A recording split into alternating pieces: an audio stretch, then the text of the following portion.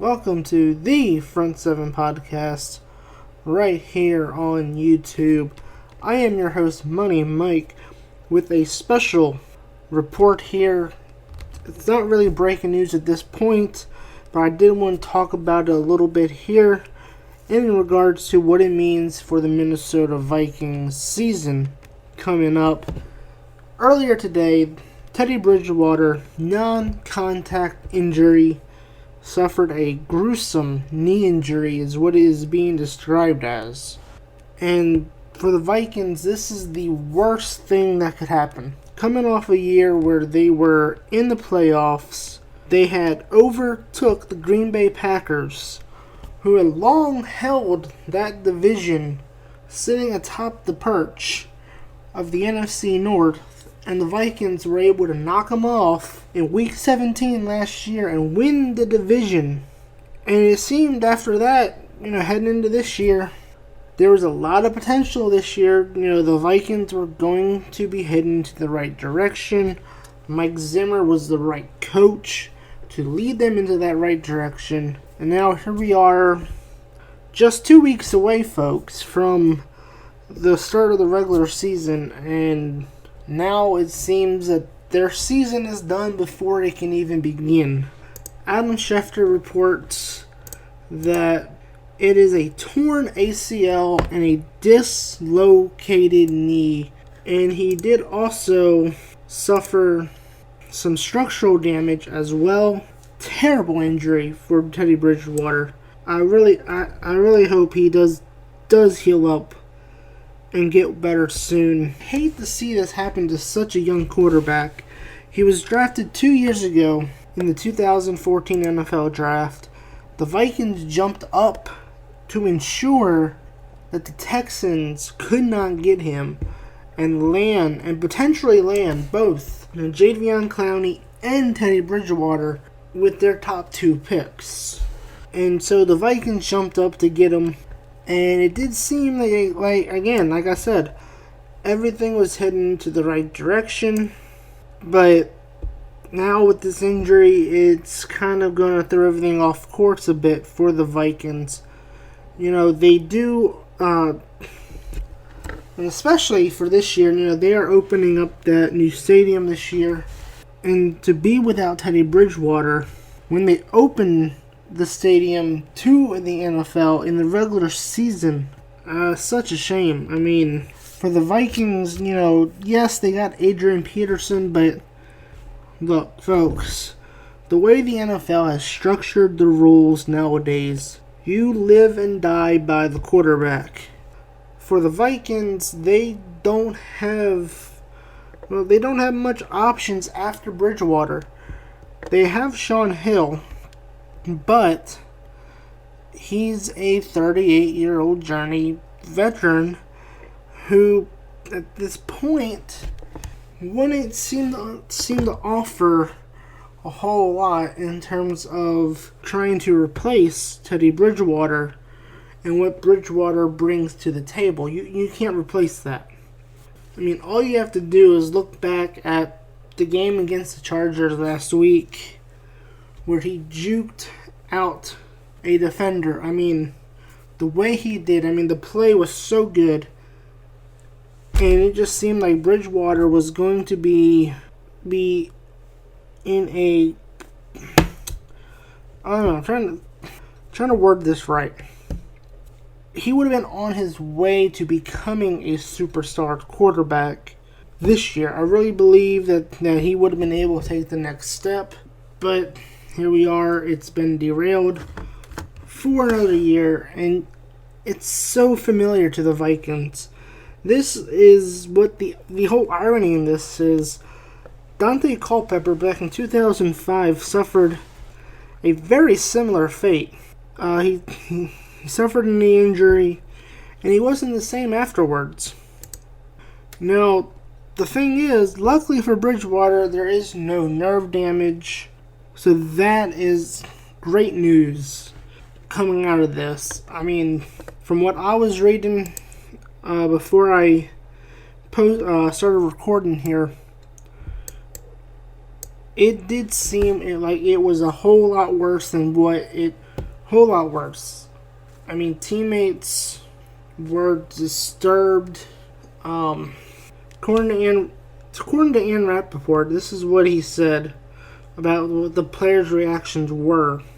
Gruesome, according to some people there, is absolutely what it was. Players were disturbed, throwing up. Now that's how you know how bad this was.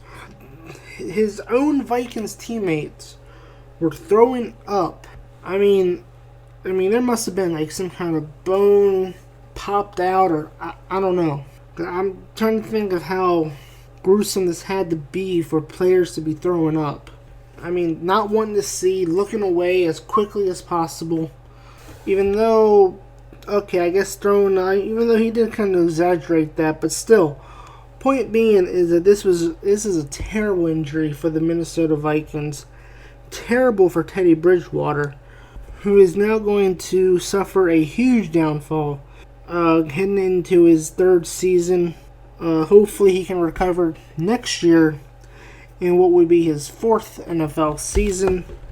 And for next year, definitely, because, like I said, the Vikings went through this before with Dante Culpepper, and Culpepper was never the same after the knee injury. Now, fortunately for the Vikings, you have the rookie scale, where if Bridgewater kind of doesn't show anything or any improvement over the next 2 years, because let's face it, they're going to give him the fifth-year option in 2018. And if there's not any improvement in his knee, they can move on without a loss, and they can go in towards another quarterback in the future after the fifth-year option expires. So at least there's that benefit for the Vikings, where they at least have 2 years to see if Bridgewater can recover well, and if it doesn't end up being another Dante Culpepper where his knee is not the same, he's not the same player, and this pretty much may end up being a career-ending injury to such a great kid. I mean, like I said, he was entering only his third year to suffer this. It's a shame. It really is. But I mean, the Vikings season at this point, I mean, what do they have in terms of options for replacing Bridgewater? As I said, Sean Hill is their backup. Potentially, if they wanted to, they could contact John Elway for Mark Sanchez. You got Josh McCown in Cleveland. There was reports that maybe Cleveland were trying to trade Josh McCown. And Josh McCown does have familiarity with the NFC North, as he did take over for Jay Cutler in Chicago a couple years ago. So that would be an interesting twist there if they were to go that route. I mean, maybe you contact the Ravens.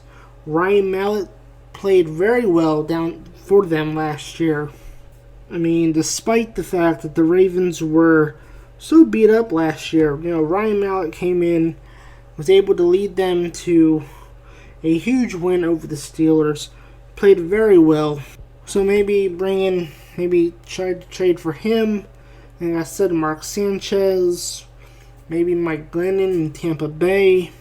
I mean, it's going to be interesting to see how the Vikings plan on replacing Teddy Bridgewater.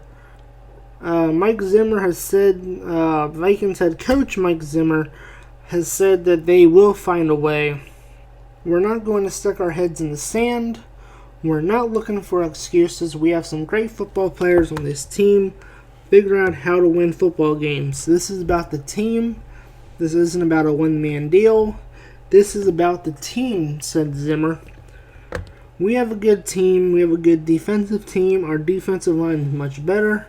We have good receivers. We may have maybe the best running back in the NFL. Yes, but At some point, teams are going to figure out how to stop Adrian Peterson, which is plenty hard to do in the first case. But eventually, once teams do, then you become one-dimensional, and if you don't have that quarterback that can open up the passing game, you become one-dimensional, and then you're pretty much heading towards a down year. As I said, the way the NFL has the rules structured now, protecting the quarterbacks the way they are, you have to think, their season is done. And, just look at what happened to the Ravens after they lost Flacco. Look at Peyton Manning when he got injured in 2011. What happened to the Colts? It's a quarterback-driven league. And again, as I said, when you look back at Peyton Manning's injury, the Colts didn't have anything behind him. They didn't have a really good team outside of Peyton Manning, as the 2011 season showed. And of course, that led to drafting Andrew Luck in 2012. But the Vikings here, they can survive. They have Adrian Peterson. They have a good defense. As Zimmer said, the defensive line is better.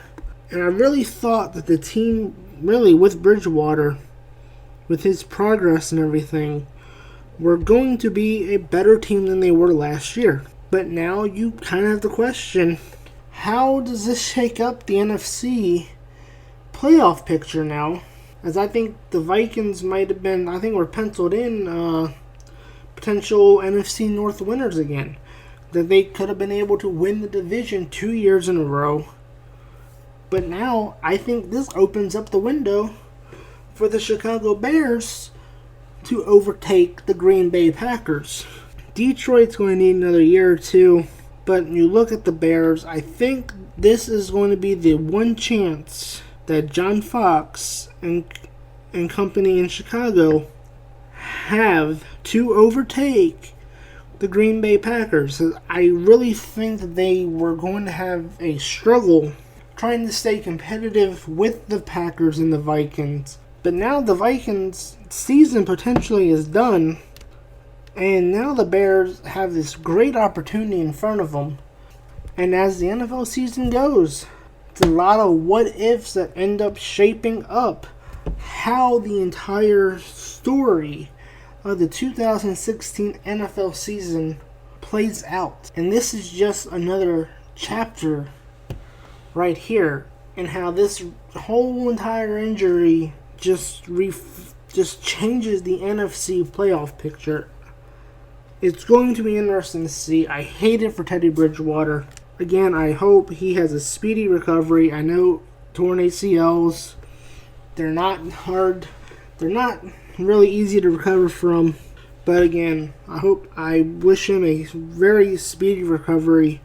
Hopefully he doesn't really suffer any side effects and he's able to go back to being full strength a year or two down the line. And he can keep playing in the NFL, and that this does not end up being a career-ending injury. Comment below, tell me what you guys think. Vikings fans, do you think your season's done? As I said, it's a quarterback-driven league. Can you guys survive? Do you think maybe you guys will pull a trade? Mark Sanchez, Mike Glennon, somebody that can come in for a year and help stabilize the position, at least until Bridgewater can come back next year. If he's not healthy next year, at least you have somebody for 2 years. And again, I've been your host, Money Mike. I'll have a lot more coming up before the regular season starts, including my predictions on the year, which has completely took a whole entire turn now that Bridgewater has suffered a torn ACL and a dislocated knee. As I really think the Vikings season's over. I had them originally in the playoffs, but now I don't see it happening, even with Adrian Peterson. Well, guess there's always Brett Favre.